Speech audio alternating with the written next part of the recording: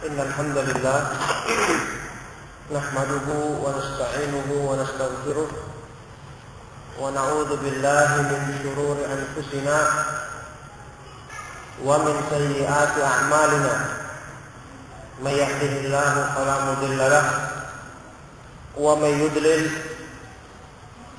فلا هادي له وأشهد أن لا إله إلا الله وحده لا شريك له وأشهد أن محمدا عبده ورسوله يا أيها الذين آمنوا اتقوا الله حق تقاته ولا تموتن إلا وأنتم مسلمون يا أيها الناس اتقوا ربكم الذي خلقكم من نفس واحدة وخلق منها زوجها وبث منهما رجالا كثيرا ونساء واتقوا الله الذي تساءلون به والأرحام إن الله كان عليكم رقيبا يا أيها الذين آمنوا اتقوا الله وقولوا قولا سديدا يصلح لكم أعمالكم ويغفر لكم ذنوبكم ومن يطع الله ورسوله فقد فاز فوزا عظيما أما بعد فإن أصدق الحديث كتاب الله وخير الهدي هدي محمد صلى الله عليه وآله وسلم وشر الأمور محدثاتها وكل محدثة بدعة وكل بدعة ضلالة وكل ضلالة في النار. أيها الأخوة في الله إخواني وأخواتي في الدين حفظكم الله. Alhamdulillah pada pagi hari ini di Masjid Baitur Rahman dengan taufik dari Allah Subhanahu wa taala kita dipertemukan di majelis yang sangat mulia ini, majelis ilmu, untuk juga membahas satu pembahasan yang sangat mulia, yaitu adab-adab atau perhiasan bagi seorang penuntut ilmu. Alhamdulillah dengan taufik dari Allah Subhanahu wa taala kita semua dimudahkan untuk menghadiri majelis ilmu ini dan diberi taufik sebagai seorang pengikut manhaj salaf atau orang-orang yang berusaha menisbahkan dirinya kepada manhaj salaf. Kita dimudahkan untuk berusaha mengikuti salah satu jalan mereka yang terbesar, yaitu talabul ilmi, yang kita ketahui dengan jalan inilah Allah Subhanahu wa taala muliakan mereka. Dengan jalan ilmu inilah Allah Subhanahu wa taala memberikan kebaikan kepada mereka. Tidak asing bagi kita semua sabda Rasulullah sallallahu alaihi wasallam dalam hadis yang sahih riwayat Bukhari dan Muslim, "Man yuridillahu bihi khairan yufaqihu fid din." Barang siapa yang Allah kehendaki baginya kebaikan yang bersifat menyeluruh, karena kebaikan dalam hadis ini disebutkan dengan bentuk nakirah, bentuk umum, artinya mencakup semua kebaikan. Jadi barang siapa yang Allah kehendaki baginya kebaikan, maka Allah jadikan dia faqih atau faham dalam agama.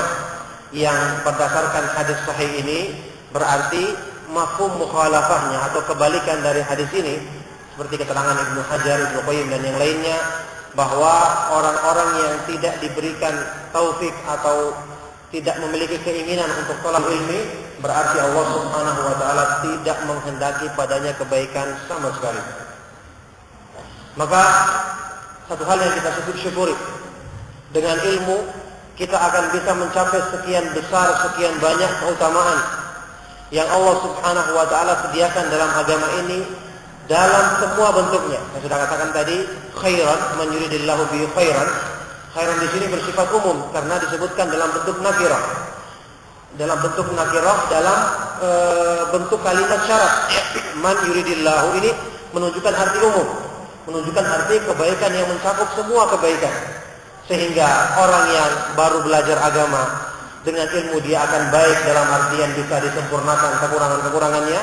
Orang yang sudah baik pun dengan belajar agama dia akan menyempurnakan kekurangan-kekurangannya, menyempurnakan keimanannya. Orang yang juga menginginkan penjagaan dari kemungkinan atau hal-hal yang menyimpangkan dari agama Allah Subhanahu wa taala, maka ilmu pun dengan taufik dari Allah Subhanahu wa taala mampu untuk memberikan semua itu.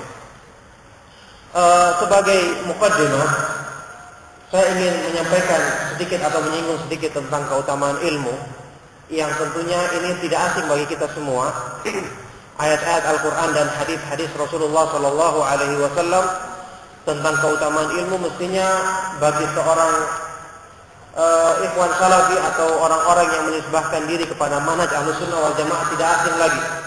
Mestinya dibicarakan di setiap pengajian-pengajian, dibahas di setiap kajian-kajian dan ditulis di dalam majalah-majalah.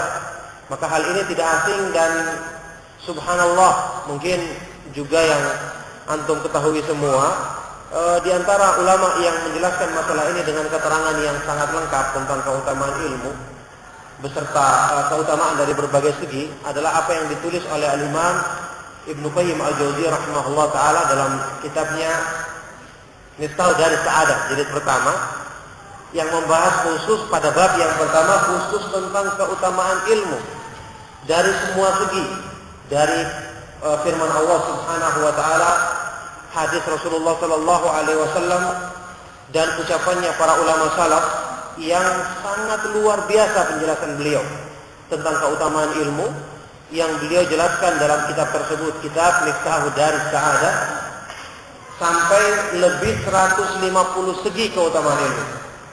Yang secara kesimpulan semua kebaikan dalam agama ini tidak lain kembali kepada ilmu.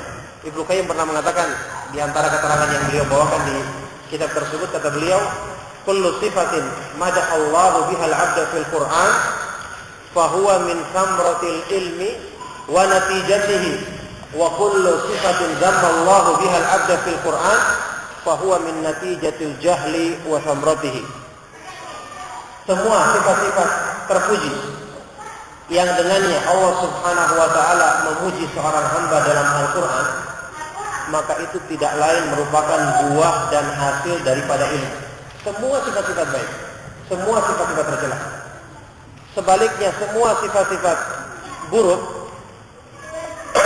semua sifat-sifat buruk yang dengannya Allah Subhanahu wa taala mencela seorang hamba dalam Al-Qur'an, maka semua itu adalah merupakan buah dan hasil daripada kejahilan, daripada kebodohan. Maka ini satu hal yang menunjukkan kepada kita sangat agung kedudukan ilmu. Sangat agung kedudukan ilmu. Cukuplah salah satu di antara yang menunjukkan keagungan ilmu adalah hadis Rasulullah Sallallahu Alaihi Wasallam yang kita kenal, yang kita sering dengar, yang diriwayatkan oleh At-Tirmidzi dalam sunannya dengan sanad yang sahih, yaitu sabda beliau Sallallahu Alaihi Wasallam dalam sebuah hadis yang panjang, wa innal ulama'a warathatul anbiya wa innal anbiya'a lam yuwarrithu dinaran wala dirhaman wa innama warathul ilma faman akhadha bihadhin wafir. Kata Rasulullah Sallallahu Alaihi Wasallam, sesungguhnya orang-orang yang berilmu itu adalah pewarisnya para nabi. Karena sesungguhnya para nabi tidak mewariskan uang emas, dinar, juga tidak dirham, tidak uang perak. Tapi yang mereka wariskan adalah ilmu. Jadi seandainya keutamaan atau kemuliaan manusia itu diukur dengan emas atau perak, maka mestinya makhluk yang paling mulia yaitu para nabi alaihi wasallam adalah orang yang kaya semua. Tapi karena itu bukan ukuran kemuliaan manusia, maka para nabi tidak mewariskan uang emas dan tidak juga uang perak, tetapi yang mereka wariskan adalah ilmu. Karena inilah sumber keutamaan manusia, sumber kemuliaan manusia. Yang mereka wariskan adalah ilmu. Ilmu tentang mengenal Allah Subhanahu wa taala dan cara beribadah kepada Allah.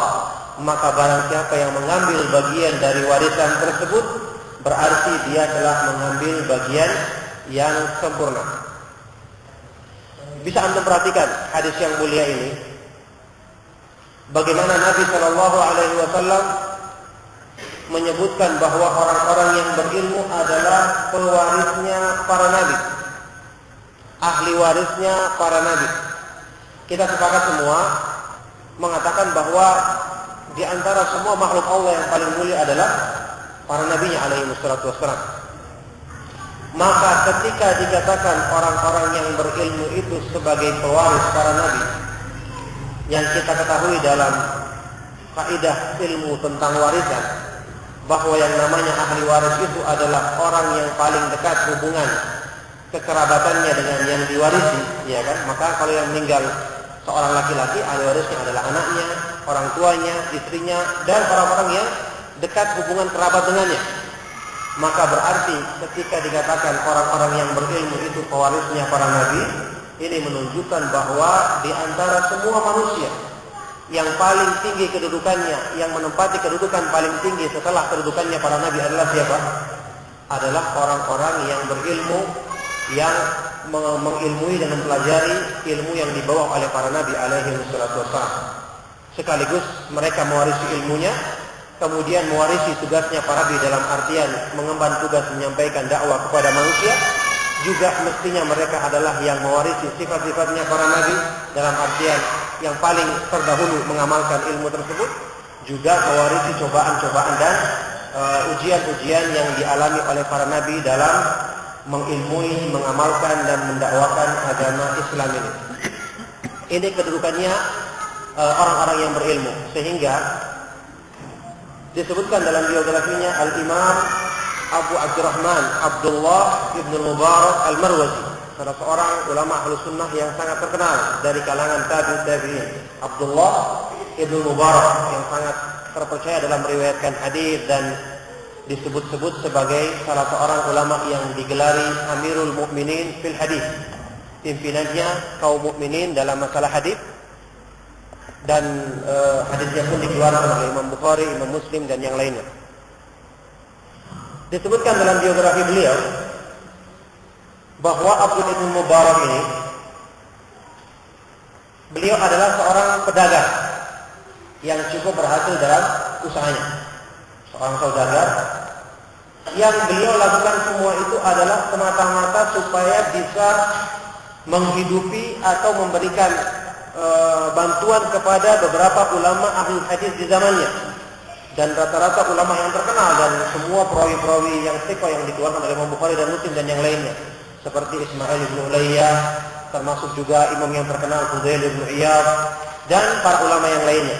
Kalau tidak salah juga termasuk Syu'bah bin Hajjaj. Disebutkan dalam biografinya bahwa orang-orang yang selalu diberikan bantuan kepada oleh Ibnu Mubarak ini adalah rata-rata orang yang di luar daerahnya, bukan orang yang di daerahnya. Sehingga banyak yang protes, banyak orang-orang yang mempertanyakan, kenapa Anda yang demikian terkenal kebaikannya, yang itu sudah ketahui Ibnu Mubarak ini adalah imam yang terkenal dengan segala kebaikan, yang sampai dipuji oleh para ulama dengan semua sifat kebaikan. Ibnu Hajar sampai memuji dia dalam kitabnya Taqribut Tahdzib tentang Abdullah bin Mubarak. Kata beliau, alimun thiqatun sabtun alimun faqihun jawadun mujahidun jumi'a fihi kullu khisalil khair. Jumi'a fihi khisalul khair. Dia adalah orang yang terpercaya, sangat kuat meriwayatkan hadis, orang yang berilmu, paham terhadap agama, dermawan, kuat dalam berjihad, terkumpul padanya semua sifat-sifat kebaikan. Ini Imam Ahlus Sunnah demikian. Tinggi ilmunya, kemudian kuat dalam beramal. Nah, syahidnya yang keterangan tadi, waktu dipertanyakan kepada beliau, kenapa engkau selalu menyumbang hartamu justru kepada orang-orang yang di luar daerahmu, bukan kepada orang-orang di sekitarmu? Maka dia menjawab bahwa dia ingin menyumbangkan hartanya itu kepada golongan manusia yang dianggap paling tinggi kedudukannya setelah para nabi alaihi wassalam. Dia mengatakan tentang beberapa ulama ahli hadis yang kata dia intalastarnahum doa ilmu, kalau kami biarkan mereka maka ilmunya akan tersia-siakan karena mereka tidak bisa sebarkan karena disibuk dengan hal yang lainnya. Kemudian wa in agnainahum nasharu ilmahum lil ummah, kalau kami berikan kecukupan bantuan kepada mereka maka mereka akan sebarkan ilmu ini kepada manusia. Kemudian beliau katakan wa ma a'rifu ba'da nubuwati darajatan afdala min bathil ilmi. Dan aku tidak mengetahui setelah tingkatan kenabian, aku tidak mengetahui setelah derajat kenabian yang lebih besar keutamaannya daripada tingkatannya orang-orang yang menyebarkan ilmu agama. Maka inilah alasan dia sehingga dia mengkhususkan untuk memberikan sumbangannya kepada orang-orang tertentu yang dianggap sebagai pembawa ilmu hadis Rasulullah SAW di zamannya. Walhasil ini contoh diantara gambaran yang menunjukkan kepada kita agungnya keutamaan ilmu, bahwa memang keutamaan yang Allah Subhanahu wa taala sediakan bagi hamba-hambanya itu tidak akan kita capai kecuali dengan ilmu.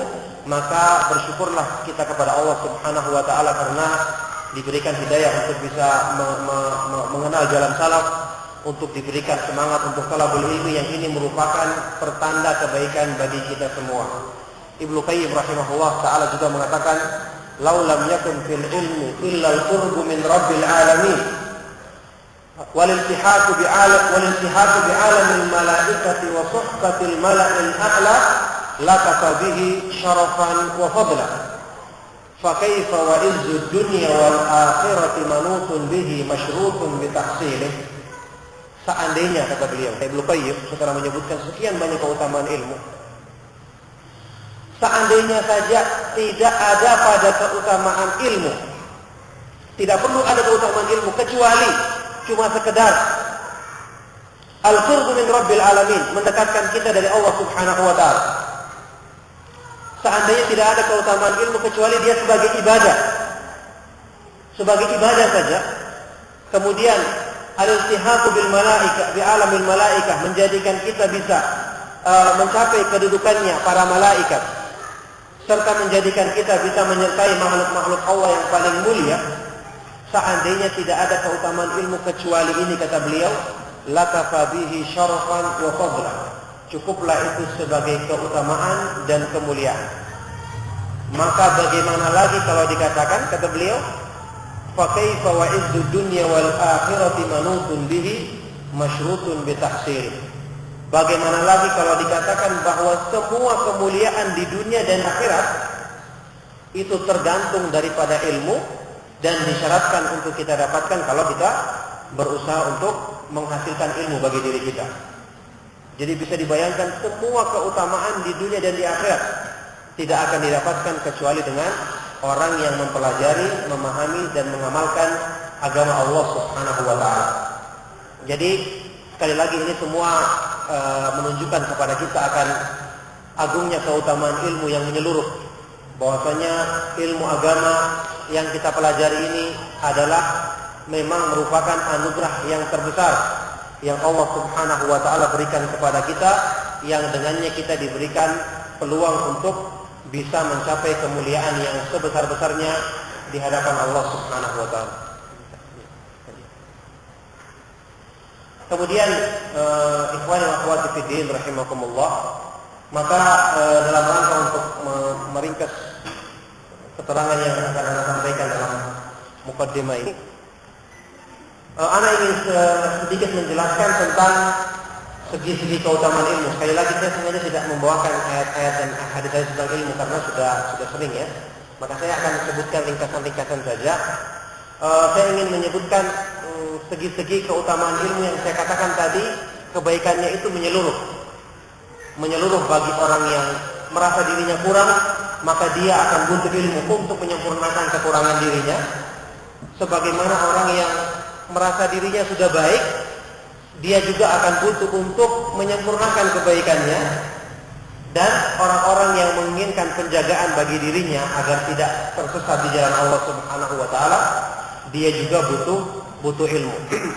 Maka yang pertama yang sehubungan dengan manfaat ilmu dalam memperbaiki atau dalam hal memperbaiki amalan-amalan seorang hamba.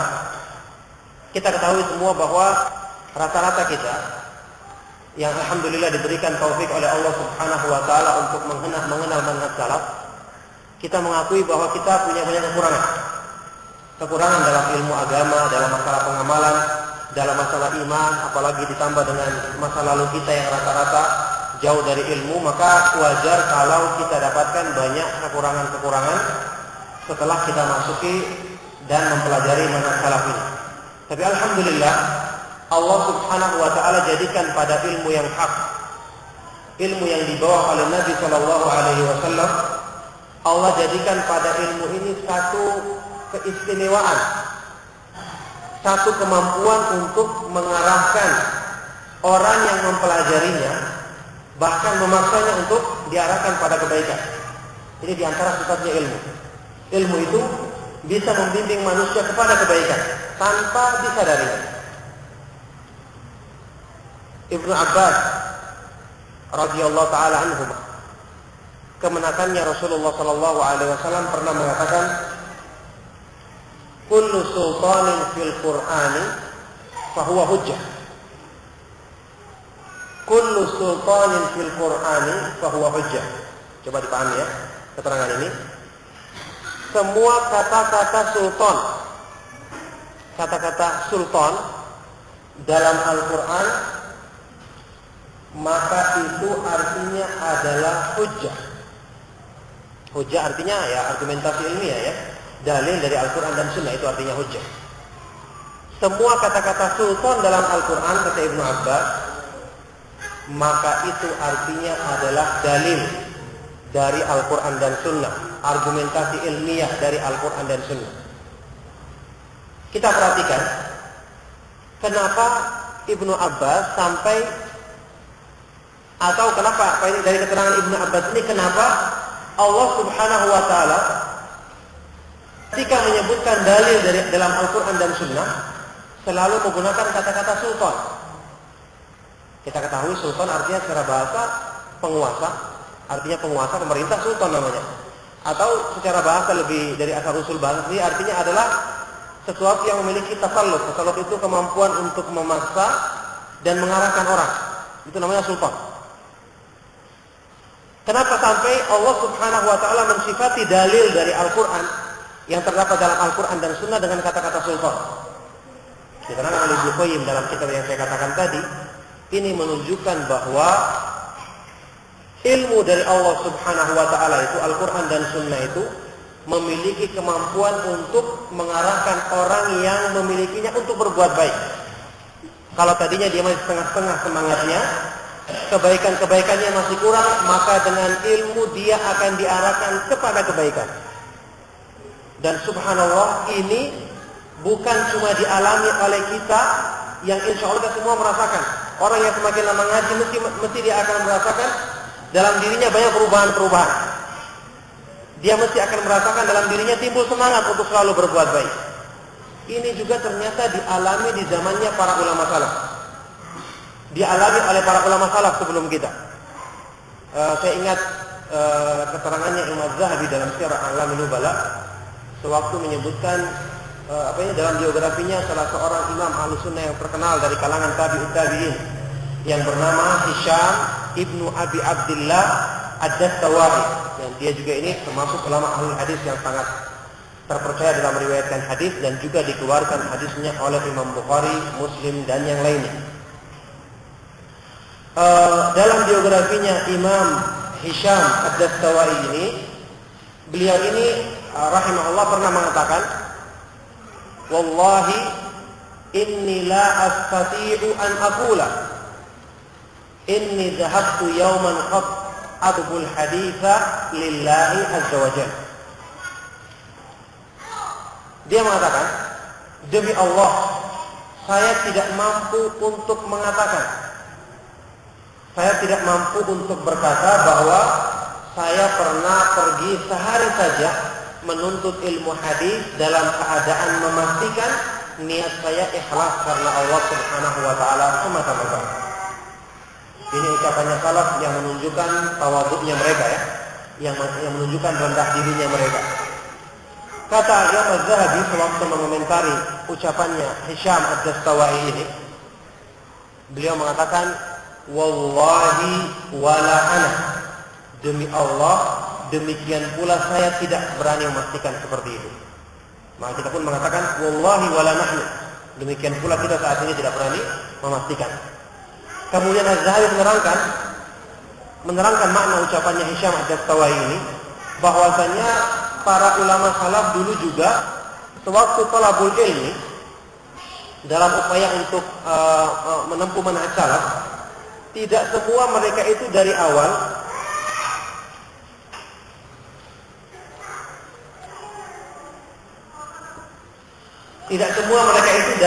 thalabul ilmi dalam keadaan niatnya maksimal. Artinya ada yang memang dari awalnya sudah baik, tapi di antara mereka juga ada yang ketika awal-awal thalabul ilmi itu niatnya belum maksimal. Padahal sudah kita ketahui masalah ikhlas kan masalah yang terbesar dalam agama. Artinya ini kekurangan yang sangat besar sekali. Tapi kemudian dengan berkah yang Allah Subhanahu wa taala berikan pada ilmu sunnah, maka di tengah jalan Allah Subhanahu wa taala luruskan niat mereka, perbaiki keadaan mereka dengan kemampuan ilmu ini untuk membawa mereka kepada kebaikan. Sampai Az-Zahabi bawakan contoh di antara ucapan para ulama yang menerangkan masalah ini. Misalnya ucapannya Mujahid, ulama tabi'in yang terkenal, muridnya Ibnu Abbas radhiyallahu taala anhu, Mujahid bin Jabr al-Makki. Mujahid bin Jabr al-Makki pernah mengatakan, "Talabna hadzal ilma wa ma lana fihi kabiru niyatin. Tsumma razaqana Allahu an-niyata ba'du." Kami dulunya menuntut ilmu agama awal-awalnya dalam kondisi niat kami itu belum maksimal. Ini masalah ikhlas, apalagi masalah-masalah yang lain. Sifat-sifatnya itu belum baik secara 100%. Banyak kekurangan-kekurangannya dalam agama. Tapi kemudian ilmu itu sendiri yang kemudian Allah Subhanahu wa taala dengan ilmu tadi kemudian memperbaiki niat kami di tengah-tengah jalan kami menuntut ilmu. Ini ucapannya Mujahid yang menunjukkan bagaimana kekuatan ilmu untuk mengarahkan orang-orang yang memilikinya kepada kebaikan. Ucapan yang semakna juga disebutkan dari Imam Ahlus Sunnah yang sangat terkenal, yaitu Imam Ad-Daraqutni, Imam Abul Hasan Ali ibn Umar Ad-Daraqutni.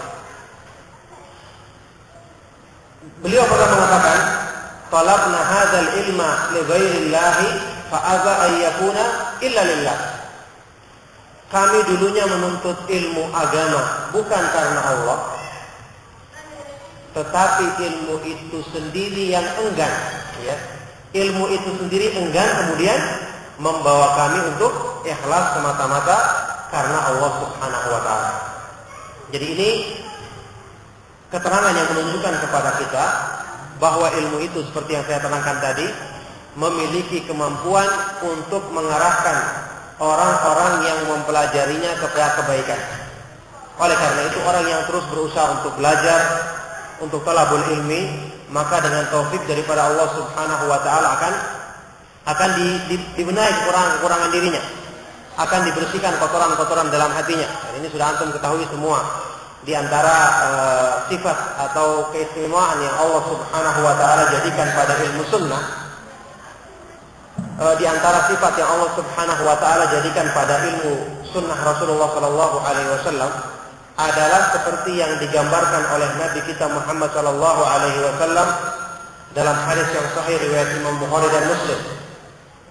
Inna mathala ma ba'athani Allahu bihi minal ilmi wal huda kama thali ghaitin asaba arda. Sesungguhnya perumpamaan dari ilmu dan kebenaran yang Allah Subhanahu wa taala mengutusku dengannya adalah seperti dari ilmu dan petunjuk yang Allah Subhanahu wa taala utus aku dengannya adalah seperti perumpamaan hujan yang baik yang Allah Subhanahu wa taala turunkan ke dunia, ke bumi. Jadi ini perumpamaan yang menunjukkan kepada kita bahwa fungsinya ilmu agama itu ketika turun ke hati manusia adalah seperti gambarannya seperti hujan yang baik yang Allah turunkan ke bumi, yang mana ketika bumi sedang tandus maka kemudian akan hidup, akan menjadi subur kembali dengan hujan, yang setelah dia subur dia pun akan bisa memberi manfaat kepada binatang, kepada tumbuh-tumbuhan, bahkan kepada manusia yang kemudian mengambil manfaat dari ayat tersebut. Beginilah fungsinya ilmu agama ketika masuk ke dalam hati manusia. Yang tadinya penuh dengan kotoran, penuh dengan dosa, maka akan dibersihkan sedikit demi sedikit. Seperti gambaran yang Allah Subhanahu wa taala terangkan dalam Al-Qur'an dalam surat Taubah tentang fungsinya wahyu ketika turun ke dalam hati manusia, yaitu dalam firman-Nya, anzala minas sama'i ma'an fasalat awdiyatun biqadariha fahtamala sailu zabadan rabiya. Ini Allah Subhanahu wa taala menurunkan hujan dari langit, yang kemudian hujan tersebut akan masuk ke dalam lembah-lembah, sungai atau danau atau lembah-lembah yang bisa menampung air, yang masing-masing akan menampung sesuai dengan daya tampungnya, kapasitasnya. Setelah itu Allah Subhanahu wa taala katakan fahtamala sailu zabadan rabiya. Setelah lembah-lembah tersebut penuh kan, nanti dia akan membuat aliran air, yang pada permukaan aliran air tersebut akan terdapat zabat, kotoran-kotoran yang tadinya menempel di dalam lembah tersebut sebelum turunnya hujan. Yang kemudian ketika semakin deras aliran air tersebut, lama-kelamaan kotoran ikan tersingkirkan, akan terbuang. Oleh karena itu Allah mengatakan, fa amma zabadu fayadhhabu jufaa'a wa amma ma yanfa'un nas fayamkutu fil ardh. Adapun kotoran-kotoran tadi, buih tadi, maka dia akan tersingkirkan, akan hilang sebagai sesuatu yang tidak bermanfaat. Adapun yang bermanfaat bagi manusia, maka dia akan menetap di muka bumi. Nah, ini perumpamaan yang sangat tepat sekali tentang ilmu. Ketika ilmu itu masuk ke dalam hati manusia dan mendapati dalam hati itu masih banyak kotoran-kotoran, banyak dosa-dosa di masa lalu, banyak kekurangan-kekurangan dalam sifat-sifat, maka pada waktu itulah ilmu berfungsi untuk membersihkan hati manusia. Membersihkan hati manusia dengan bentuk seperti gambarannya, seperti aliran air tadi, yang semakin lama diisi, lama-kelamaan akhirnya kotoran-kotoran tadi akan mengapung di permukaan hati, kemudian lama-kelamaan tersingkir dengan semakin diisi dengan ilmu dari Allah Subhanahu wa taala. Jadi subhanallah, sekali lagi orang yang mempelajari ilmu agama, maka dia akan dapati dirinya semakin hari akan semakin baik, mungkin tanpa disadarinya. Karena itulah kekuatan ilmu. Karena itulah kemampuan ilmu, kemampuan yang Allah Subhanahu wa taala jadikan pada ilmu agama yang hak ini, ilmu yang dibawa oleh para nabi alaihi wassalatu wassalam ini, dalam rangka untuk memperbaiki keadaan dan memperbaiki sifat-sifat orang yang mempelajarinya. Kemudian setelah kebaikan yang berupa memperbaiki kekurangan, sekarang kebaikan yang kedua yaitu menyempurnakan yang sudah ada. Orang yang sudah baik, yang sudah tingkatan agamanya sudah lumayan baik, dengan ilmu agama pun Allah Subhanahu wa taala jadikan keadaannya lebih baik lagi. Oleh karena itu tidak benar ya, kalau orang yang sudah merasa dirinya senior, merasa dirinya sudah baik, kemudian dia tidak merasa butuh lagi kepada ilmu. Tadi malam waktu di pengajian di Surabaya saya terangkan masalah sebab-sebab untuk istiqamah. Yang di sini saya bahas tentang masalah pengertian taufik dari Allah, yang ternyata taufik itu adalah ciri-ciri taufik itu adalah justru ada pada orang-orang yang selalu merasa dirinya kurang dan merasa dirinya butuh untuk diperbaiki dan selalu tergantung kepada Allah Subhanahu wa taala, bukan pada orang-orang yang selalu merasa bangga diri atau merasa dirinya sudah lama ngaji sehingga tidak butuh untuk thalabul ilmi lagi. Kebaikan yang kedua ini, yakni menyempurnakan iman dari orang-orang yang telah memiliki keimanan, itu juga ditunjukkan dalam banyak keterangan para ulama salaf. Keterangan dari para ulama salaf, di antaranya apa yang diterangkan dalam sebuah asar yang sahih dari sahabat yang mulia Ali bin Abi Thalib radhiyallahu taala anhu, yang dibawakan dalam beberapa kitab seperti Al-Khatib Al-Baghdadi, juga oleh Ibnu Qayyim, dan dikatakan oleh mereka bahwa asar ini sanadnya sahih. Ali bin Abi Thalib pernah memberikan nasihat kepada seorang muridnya, seorang tabi'in muridnya, yang bernama Kumail ibnu Ziyad rahimahullahu ta'ala. Dalam sebuah nasihat yang panjang, di situ Ali bin Abi Thalib menggambarkan tentang pembagian manusia. An-nasu tsalatsah, manusia itu ada 3 golongan, orang yang berilmu, orang yang menuntut ilmu. Ini orang yang sudah punya ilmu, kemudian orang yang berusaha untuk menuntut ilmu. Ala sabilin najah, yang dia itu di atas jalan keselamatan. Dan yang ketiga, orang yang berpaling dari ilmu. Nah, ketika beliau menjelaskan tentang keutamaan ilmu dan bagaimana fungsinya ilmu itu dalam memperbaiki orang-orang yang memilikinya, waktu itu Ali bin Abi Thalib radhiyallahu taala anhu mengatakan tentang fungsinya ilmu dalam hal memperbaiki orang-orang yang memilikinya. Dia mengatakan, hajama bihimul ilmu ala haqiqatil amri fastalalu mastaw'ara minhul mutrafun wa anisu bimastawhasha minhul jahilun. Kata Ali bin Abi Thalib radhiyallahu anhu, ilmu itu membawa pemiliknya, membawa orang-orang yang memilikinya tanpa disadarinya untuk merasakan hakikat daripada kesempurnaan iman. Hakikatul amri, hakikat daripada Islam yang sebenarnya. Untuk merasakan hakikat daripada kesempurnaan iman. Maka setelah itu fastalanu, sehingga akhirnya mereka itu akan merasakan kemudahan, merasakan perasaan ringan ketika menjalankan agama Islam ini, yang mana hal itu dirasakan berat bagi orang-orang yang jahil. Wa anisu, dan mereka merasakan nikmat, merasakan bahagia ketika mendekatkan diri kepada Allah Subhanahu wa taala, yang hal itu dirasakan susah atau dirasakan berat bagi orang-orang yang melampaui batas. Ini dia gambarkan orang yang memiliki ilmu, dengan ilmu yang dimilikinya lama-kelamaan tanpa disadarinya akan membawa mereka itu merasakan hakikat manisnya iman, merasakan hakikat agama ini yang sebenarnya, sehingga mereka setelah itu merasakan ibadah, yang mana ibadah itu kebanyakan manusia merasakannya sebagai sesuatu beban atau sesuatu yang memberatkan. Mereka merasakannya sebagai satu kenikmatan yang sebenarnya, sesuatu yang dicari dan tidak perlu dipaksa dia untuk mengamalkannya, bahkan dia yang mencarinya, merasakannya sebagai sesuatu yang manis. Nah, ini mereka bisa mencapai semua ini dengan ilmu. Sekarang saya gambarkan secara ringkas begini. Allah Subhanahu wa taala, kita semua tahu bahwa Allah Subhanahu wa taala dengan sifatnya yang maha sempurna, dengan sifatnya yang maha tinggi dan sempurna, yang dengan sifat-sifatnya yang beliau adalah dia adalah yang paling maha mengetahui tentang apa yang terbaik bagi manusia.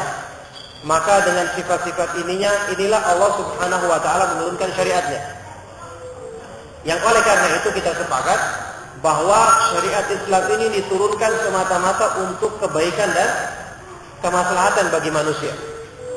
Oleh karena itu, orang yang menjalankan agama Islam dengan baik, pasti dia akan merasakan kenikmatan hidup di dunia, apalagi di akhirat. Makanya Allah menjanjikan dalam Al-Quran, man amila salihan min dzakarin aw untha wa huwa mu'minun falanuhyiyannahu hayatan thayyibah wa lanajziyannahum ajrahum bi ahsani ma kanu ya'malun. Barang siapa yang melaksanakan amalan saleh, baik dari kalangan laki-laki maupun perempuan, dalam keadaan dia beriman, balasannya apa? Sungguh-sungguh kami akan berikan kepadanya kehidupan yang indah, kehidupan yang penuh nikmat di dunia, kemudian di akhirat nanti kami akan berikan padanya balasan yang lebih baik daripada apa yang mereka kerjakan di dunia. Jadi perhatikan, balasan kebaikan diterima oleh orang yang menegakkan agama Allah, mengamalkannya dengan baik, itu dengan 2 balasan kebaikan di dunia, kemudian lebih-lebih di akhirat nanti. Maka tidak tepat atau tidak benar sama sekali, bahkan merupakan sangka buruk kepada Allah, kalau ada yang mengatakan orang yang berpegang kepada sunnah itu akan menderita hidupnya, akan sengsara hidupnya. Kalau mungkin menurut pandangan manusia, kita ketahui manusia kan pandangannya cuma duniawi. Mungkin dikatakan demikian. Tetapi apa yang mereka rasakan sendiri, yang mereka alami sendiri, bahwasanya mereka adalah orang yang paling bahagia hidupnya di dunia dibandingkan dengan manusia-manusia lainnya. Ini gambarannya agama Islam demikian. Oleh karena itulah kita dapati Allah Subhanahu wa taala mensifati agama Islam, mensifati Al-Qur'an dan Sunnah itu dalam firman-firmannya semua mesti dengan bahasa-bahasa yang indah, bahasa-bahasa yang baik. Antum bisa buka ayat Al-Qur'an dari pertama sampai akhir, tidak akan antum dapati satu ayat pun yang menggambarkan bahwa Islam ini berat atau susah atau mendatangkan penderitaan bagi orang yang mengamalkannya. Tidak ada sama sekali. Justru sebaliknya, Al-Quran dikatakan sebagai petunjuk. Banyak ayat yang mengatakan demikian. Al-Quran dikatakan sebagai busyra lil mu'minin, kabar gembira bagi orang-orang yang iman.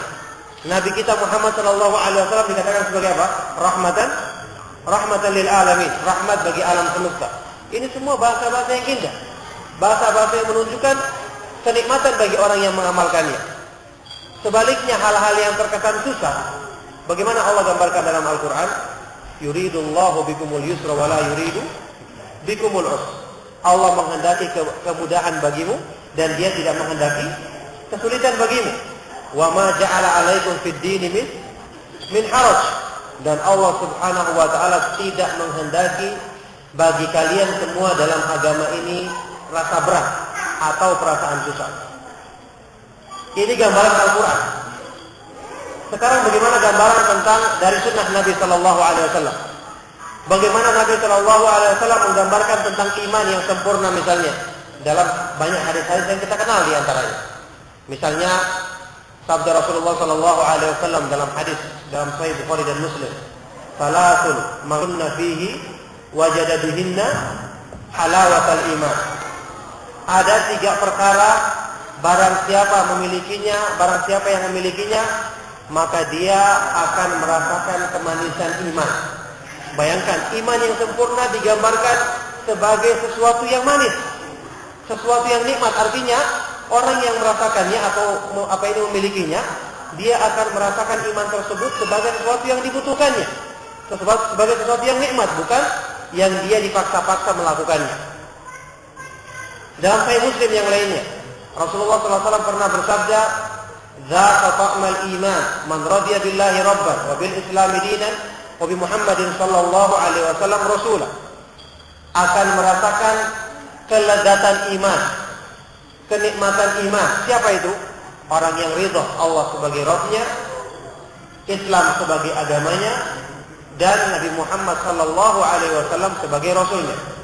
Juga di sini dikatakan iman digambarkan sebagai sesuatu yang memiliki at-ta'mu, kelezatan atau kenikmatan.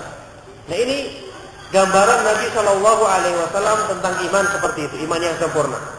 Makanya wajar kalau Nabi kita Muhammad Shallallahu Alaihi Wasallam dalam hadis sahih yang lainnya pernah menggambarkan sholat, yang kita ketahui sholat ini adalah ibadah yang sangat berat bagi orang-orang yang munafik. Beliau pernah menggambarkan sholat sebagai qurratul ain, sesuatu yang menyejukkan jiwa, sesuatu yang berfungsi untuk menghilangkan kegundahan. Ini gambaran Nabi kita Shallallahu Alaihi Wasallam tentang sholat. Beliau bersabda dalam hadis yang sahih riwayat An-Nasa'i, "Wa ju'ilat qurratu aini fis shalah." Dan dijadikan hiburan bagiku, kesenangan bagiku, kesejukan bagi hatiku ketika aku melaksanakan sholat. Nah, ini gambaran Al-Quran, Sunnah, dan hadis Rasulullah SAW ditambah dengan contoh dari keterangan para ulama salafus saleh yang seperti ingat ucapannya Ibnu Taimiyah yang terkenal rahimahullah taala sewaktu dia mengatakan, "Inna fid dunya jannatan man lam yadkhulha la yadkhulu jannatal akhirah." Sesungguhnya di dunia ini ada surga. Ada surga di dunia ini yang barang siapa belum masuk ke dalam surga tersebut, maka dia tidak akan masuk ke dalam surga di akhirat nanti. Surga ini apa? surga ini adalah kenikmatan dan kelezatan ketika beribadah dan mendekatkan diri kepada Allah Subhanahu wa taala. Oleh karena itu jangan dianggap bahwasanya manhaj salaf itu tidak membahas masalah ini. Jangan dianggap ini cuma pembahasannya orang-orang sufi atau orang-orang yang seperti mereka. Padahal mereka itu adalah orang-orang yang tidak merasakan hal ini karena mereka tidak mempelajari ilmu din dari sunnah Rasulullah sallallahu alaihi wasallam. Kesimpulannya, karena demikianlah gambaran kemasan iman, kita ketahui hal ini meskipun demikian gambaran kemanisan iman dan kenikmatan beragama Islam, kita dapati banyak orang-orang yang belum merasakannya, bahkan mungkin termasuk kita. Sekarang siapa di antara kita yang ketika dia menghadapi atau melaksanakan ibadah, dia menganggap ibadah itu sebagai sesuatu yang lezat, kebutuhan dia, bukan karena dipaksa? Jawabannya bisa dikatakan lebih daripada 90% mungkin belum bisa merasakan hal tersebut. Iya kan? Masing-masing kita apalagi merasakan, coba enggak usahlah salat apa ini enggak perlu salat malam misalnya, salat malam yang sudah kita ketahui kita berusaha mati-matian sambil ngantuk kita lakukan. Salat subuh saja yang merupakan kewajiban kita masih berat kita lakukan. Belum lagi yang namanya puasa. Ini semua adalah hal yang menunjukkan kita bahwa gambaran keimanan kita ada yang belum beres. Yani iman kita ada yang sedang rusak dan masih banyak yang perlu dibenahi. Dan subhanallah, Allah Subhanahu wa taala jadikan hal yang bisa membantu kita untuk mencapai semua ini adalah ilmu agama, sebagaimana yang diterangkan oleh Ali bin Abi Thalib tadi. Bahwasanya cuma dengan ilmu agama seseorang bisa mencapai kesempurnaan iman, kenikmatan iman seperti yang saya gambarkan tadi. Jadi diterangkan oleh para ulama apa sebabnya sampai kebanyakan manusia belum bisa merasakan hakikat kelezatan iman, kemanisan ketika mendekatkan diri kepada Allah Subhanahu wa taala. Kata Ibnu Qayyim, gambarannya adalah persis seperti seorang manusia yang dihadapkan padanya makanan yang lezat. Makanan yang lezat yang kalau seandainya makanan ini dihadapkan kepada orang yang normal, yang kondisinya fit, yang sehat, maka dia akan merasakan sebagai kebutuhan. Dia akan minta tambah dan ingin memuaskan dirinya dengan. Tapi coba misalnya makanan lezat tadi dihadapkan kepada orang yang kurang enak badan, orang yang sedang sariawan, atau orang yang sedang sakit, kira-kira bagaimana reaksinya? Meskipun makanan tadi makanan yang lezat, karena ada yang tidak beres pada badannya, maka dia pun akan menolaknya. Kalaupun makan, dimakan sedikit, dengan terpaksa pula dia makan. Maka demikian gambarannya. Berarti yang dalam hal ini yang bermasalah siapa? Orangnya atau makanannya? Kan jelas orangnya yang bermasalah. Maka sebagaimana pula agama yang merupakan sumber kenikmatan dan kebaikan hidup ini, ketika dihadapkan kepada orang yang sehat imannya, yang hatinya bersih, maka dengan mudah dia akan menjalankan agama ini sebagai sesuatu yang mendatangkan kenikmatan dan dibutuhkannya. Sebagaimana gambaran tentang ucapan Rasulullah SAW tadi yang mengatakan salat sebagai qurratu aini, penyejuk dan penghilang kesusahan dalam diri beliau sallallahu alaihi wasallam.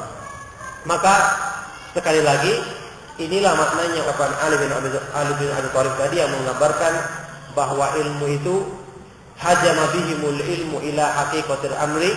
Ilmu itu akan membawa orang-orang yang memilikinya tanpa disadarinya untuk kemudian merasakan hakikat kelezatan dan kemanisan ketika beribadah dan mendekatkan diri kepada Allah Subhanahu wa taala. Maka dari sini kita ketahui ternyata ilmu juga dibutuhkan oleh orang yang sudah merasa dirinya baik untuk semakin menyempurnakan kebaikan dalam dirinya.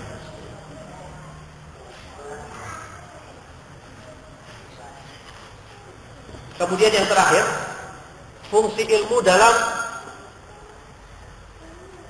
menjaga dan melindungi manusia dari hal-hal yang bisa menyimpangkannya dari agama Allah Subhanahu wa taala. Keterangan ini pun juga disebutkan dalam asar yang sama, asarnya Ali bin Abi Thalib tadi yang saya sebutkan di awal. Di antara ucapan beliau kepada muridnya ini, Umail ibn Ziyad rahimahullah ta'ala ini. Ali bin Abi Thalib radhiyallahu anhu mengatakan, al-ilmu khairun minal mali, al-ilmu yahrusuka wa anta tahrusul mal. Ilmu itu lebih baik daripada harta. Ilmu itu lebih baik daripada harta. Al-ilmu yahrusuka wa anta tahrusul mal. Karena ilmu itu dialah yang menjagamu, sementara harta justru kamulah yang harus menjaga dia. Ilmu itu menjagamu, sementara harta justru kamulah yang harus menjaga dia. Ini dalil yang menunjukkan bahwa ilmu itu menjaga manusia dari penyimpangan-penyimpangan yang akan memalingkan dia dari jalan Allah Subhanahu wa taala. Ana juga ingat asar dari Imam Malik bin Anas yang juga dibawakan oleh Ibnu Qayyim dalam kitabnya tadi. Dia pernah mengatakan, inna aqwaman yabtagul ibadah wa tarakul ilma fa kharaju ala ummati Muhammadin sallallahu alaihi wasallam bisuyufihim wa la yabtagul ilma la mana'ahum min dzalik. Ini juga dalil yang menunjukkan hal itu ya. Kata beliau rahimahullah, sesungguhnya ada sekelompok manusia yang mereka itu semangat beribadah, tapi mereka berpaling dari ilmu. Akibatnya apa? Akibatnya mereka keluar memberontak kepada umatnya Rasulullah Shallallahu Alaihi Wasallam dengan pedang-pedang mereka. Kata beliau, walau ibtagul ilma, seandainya mereka mau menuntut ilmu dari awal, maka mestinya ilmu itu akan menghalangi mereka dari penyimpangan tersebut dan dari pemikiran sesat tersebut. Nah, ini semua dalil yang menunjukkan kepada kita bahwa ilmu itu akan menjaga kita dari upaya-upaya yang dilancarkan oleh syaitan untuk memalingkan kita dari jalan Allah Subhanahu wa taala. Sampai-sampai Ibnu Qayyim menggambarkan fungsinya ilmu itu ketika menjaga hati manusia dari bisikan-bisikan syaitan. Itu seperti fungsi yang Allah Subhanahu wa taala jadikan pada bintang yang menjaga berita-berita dari langit supaya tidak dicuri atau didengar oleh syaitan yang kemudian disampaikan kepada wali-walinya di dunia. Sampai dalam hadis yang sahih yang diriwayatkan oleh Imam Muslim, Ibnu Qayyim menukil hadis yang sahih dari Rasulullah sallallahu alaihi wasallam. Ketika ada salah seorang sahabat datang kepada Nabi bertanya, "Ya Rasulullah, inna ahadana la yajidu fi nafsihi ma la in yakhirru minas samaa'i ilal ardi ahabbu ilaihi min ayatakallama bihi." Ya Rasulullah, salah seorang dari kami mendapati dalam dirinya ada bisikan-bisikan, ada godaan-godaan syaitan yang dia itu lebih memilih jatuh dari langit ke bumi daripada mengikuti bisikan-bisikan tersebut. Ini kalau kita dengar sepintas, seolah-olah ini menunjukkan imannya tidak beres atau ada sesuatu dalam dirinya. Bagaimana mungkin syaitan kok bisa memasukkan bisikan-bisikan dalam hatinya? Ternyata apa jawabannya Nabi Shallallahu Alaihi Wasallam mendengar ucapan ini? Beliau mengatakan, "Dzaka sharihul iman." Justru itu adalah iman yang murni. Justru itu adalah menunjukkan kekuatan imannya dia. Dalam riwayat lain beliau bersabda, "Alhamdulillahilladzi radda kaidahu ilal waswasa." Segala puji bagi Allah yang telah melemahkan tipu daya syaitan menjadi bisikan-bisikan yang tidak berarti. Artinya, orang ini namanya manusia, bagaimanapun baiknya, bagaimanapun kuatnya imannya, tidak akan luput daripada yang namanya godaan syaitan. Semua orang mesti digoda oleh syaitan, dan sudah kita ketahui, sudah antum ketahui yang namanya syaitan adalah makhluk yang paling spesialis dalam menggoda manusia. Untuk bisa bayangkan sejak sudah berapa ribu tahun dia mempelajari, setiap hari kerjaannya cuma bagaimana cara menggoda manusia. Maka mestinya godaan syaitan karena dia sangat spesialis, tidak mungkin dengan mudah, apalagi bagi orang-orang yang kenal agama. Kemudian tidak mungkin dia akan menampilkan godaan-godaan yang mudah diketahui. Jelas tidak akan sama misalnya syaitan menggoda seorang preman misalnya, atau orang yang jauh dari agama, akan mudah digoda dengan minum khamar, naudzubillah min dzalik, dengan main perempuan dan seterusnya misalnya. Tidak mungkin seorang yang salafi atau seorang yang sering ke masjid digoda dengan godaan seperti itu. Ini jelas terlalu bodoh kan, dan terlalu kentara begitu ya. Ini jelas mustahil. Syaitan akan menggunakan cara godaan seperti itu. Apalagi dalam sebuah hadis yang sahih Rasulullah SAW pernah menggambarkan kemampuannya syaitan, ahlinya syaitan dalam menggoda manusia. Dalam sabda beliau, "Inna syaitana yajri min bani Adam majrad dam." Sesungguhnya syaitan itu mampu untuk mengalir dalam tubuh manusia seperti beredarnya atau mengalirnya darah. Kata Ibnu Qayyim rahimahullah, dengan kemampuan ini Allah Subhanahu wa taala jadikan pada syaitan itu kemampuan sebagai ujian bagi orang-orang yang beriman, kemampuan untuk mampu mempelajari kecenderungan atau karakter masing-masing manusia yang kemudian digoda sesuai dengan karakternya. Maka untuk selamat dari godaan syaitan itu memang adalah bukan sesuatu yang mudah, yang benar-benar kita membutuhkan pertolongan dari Allah Subhanahu wa taala untuk berlindung daripadanya. Maka oleh karena itu tidak terkecuali semua manusia akan, tidak ada seorang pun yang dikecualikan dari godaan syaitan. Jadi jangan dianggap cuma orang-orang yang lemah imannya saja yang digoda. Justru sebaliknya, secara logika malah Ibnu Qayyim membuat perumpamaan yang namanya pencuri, mestinya dia akan mencuri di rumah yang hartanya banyak. Kalau hati yang sudah rusak, hatinya ahlul bid'ah misalnya, apalagi yang dicuri, apa yang akan dicuri dari hati tersebut. Bahkan justru itu mungkin merupakan sarangnya sendiri, iya kan? Makanya waktu Ibnu Abbas ditanya, apa ini? Innal yahuda taz'umu annahum yuswasuna la yuswasuna fi shalah. Maka beliau menjawab, wa madza yasna'u syaitan bi qalbin farid. Orang Yahudi menyangka mereka itu tidak digoda dalam salatnya, tidak diganggu oleh syaitan dalam salatnya. Maka kata Ibnu Abbas, apa yang akan diperbuat oleh syaitan pada hati yang telah rusak? Ini tidak mungkin pencuri mencuri ke rumah yang sudah bekas kebakaran atau yang hancur berantakan, yang kena gempa misalnya. Tidak mungkin. Apa yang mau diambil di situ? Maka mestinya dia akan menggoda pada hatinya orang-orang yang dipenuhi dengan iman. Maka dari sinilah ketika itu ilmu berfungsi menjaga manusia sehingga seperti keadaan yang digambarkan dalam hadis tadi. Sahabat ini bertanya, "Ya Rasulullah, salah seorang dari kami merasakan adanya bisikan-bisikan syaitan yang kemudian dengan kekuatan imannya, bisikan tadi ditolak, dilawan oleh dia, sehingga apa kata dia? Orang ini lebih memilih jatuh dari langit ke bumi daripada mengikuti bisikan-bisikan tersebut." Maka sepintas kayaknya bisikan-bisikan ini kejelekan. Tapi apa jawabannya Nabi SAW? Beliau justru mengatakan, "Zaka sarihul iman." Itulah kemurnian iman, itulah kekuatan iman. Dalam riwayat lain beliau mengatakan, "Alhamdulillahilladzi radda kaidahu ilal waswasah." Segala puji bagi Allah yang telah melemahkan tipu daya syaitan menjadi bisikan-bisikan yang tidak berarti, bahkan justru semakin menguatkan keimanannya, karena dia lebih memilih jatuh dari langit daripada mengikuti bisikan-bisikan tersebut. Maka subhanallah, ini diantara keterangan dan dalil yang menunjukkan kepada kita bagaimana penjagaan dari Allah Subhanahu wa taala yang Allah berikan kepada manusia melalui sebab ilmu yang hak, ilmu dari sunnah Rasulullah SAW yang dipelajari oleh manusia tersebut.